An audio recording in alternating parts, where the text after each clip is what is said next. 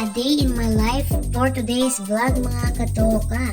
At dahil ako'y magnininang, so ayan, Ate Minnie is putting makeup on to have makeover in my face. Naglalagay na ng foundation para sa event dahil ako'y magnininang and that will to start by 2:30 p.m. I have to be early there before the program starts. Nagmamadali na ang Chang because almost 2 p.m. na, ilang minuto na lang. Eyeliner for my eyebrows, check. Eyelashes extension for my eyes, check. Then, let's put in additional the lipstick. Lipstick for my lips. Ayan.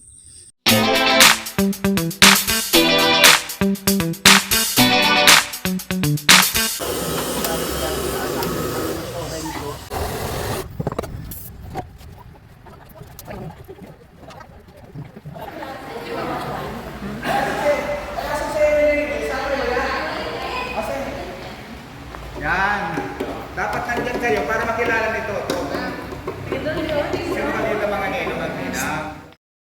As per request ng aming pastor para makilala ng aming inaanak ang kanyang ninong at ninang, picture-picture muna kami. Una ang mga ninong, sinundan ng mga ninang. At yan na ang ninang for today's video.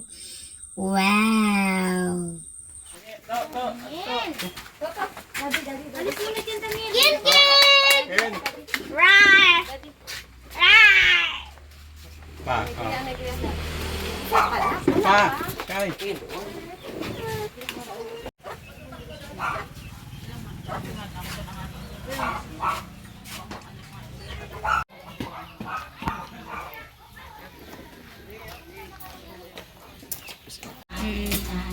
So, welcome po ang bawat isa.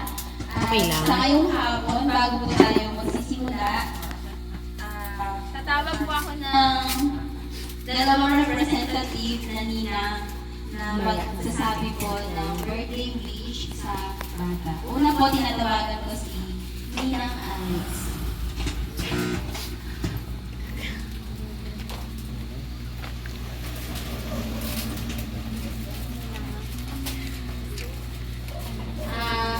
Happy birthday! Happy birthday, Ken! I hope na lumaki ka ng maayos, healthy, and syempre, well-motivated spiritually para habang lumalaki, mas lalo lumalaki yung kaalaman spiritually, no how to balance yung alam mo na mga pagsubok na dumadating sa buhay ng pamilya at saka sa family. Wishing you well, Jack and maraming Cha ng masaya, maligaya, pamumuhay, Char. Happy birthday and that's all.